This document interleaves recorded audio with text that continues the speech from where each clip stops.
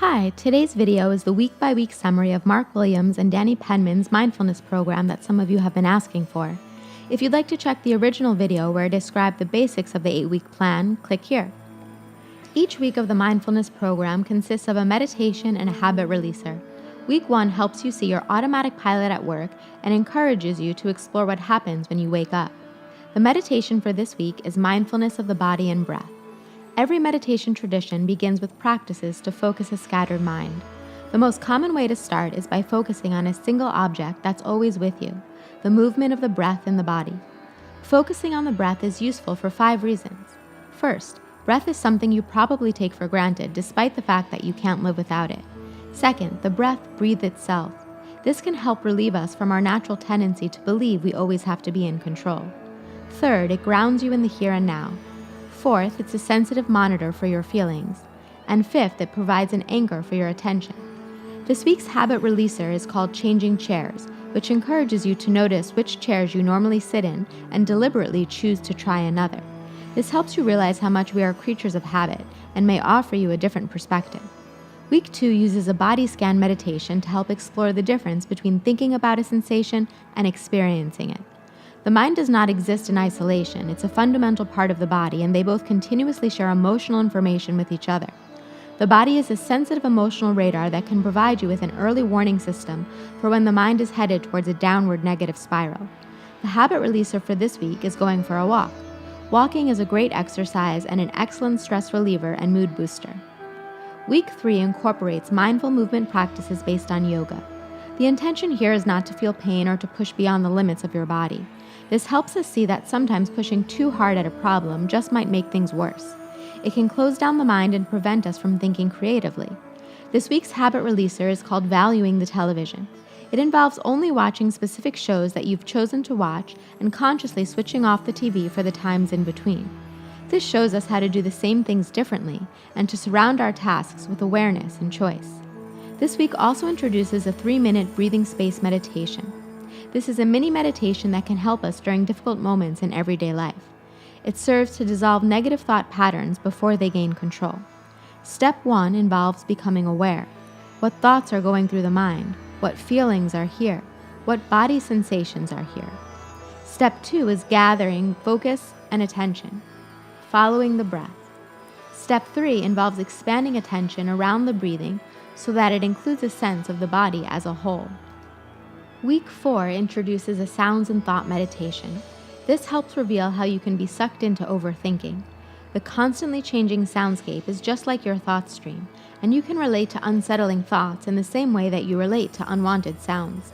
The habit releaser for week 4 is a visit to the movies, but instead of selecting a movie before you go, it requires you to go at a set time and choose whatever movie appeals to you only when you get there.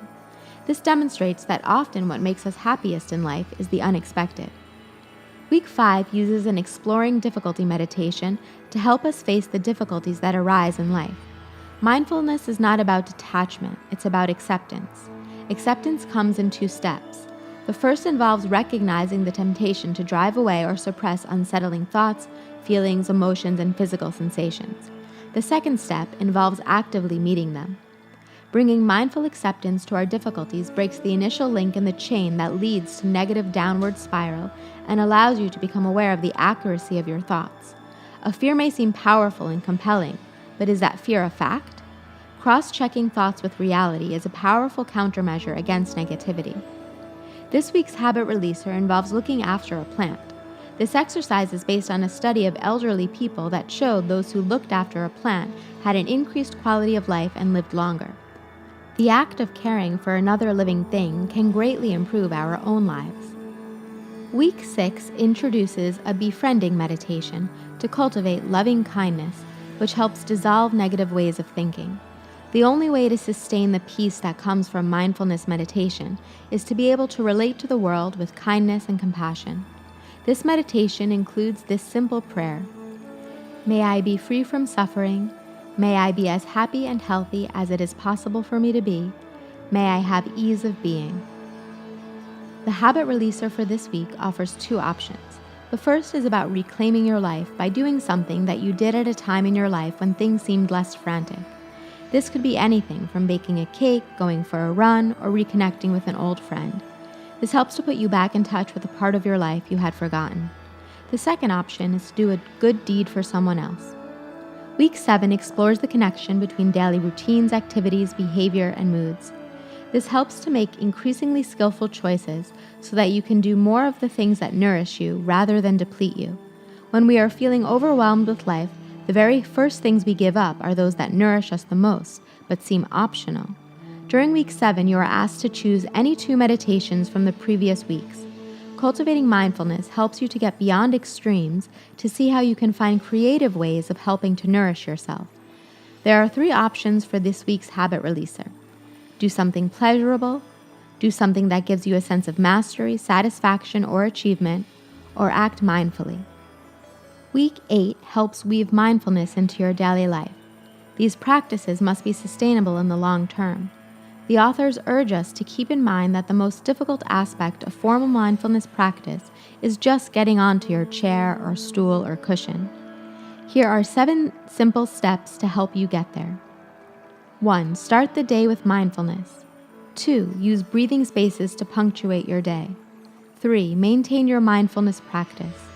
4. Befriend your feelings, whatever you feel.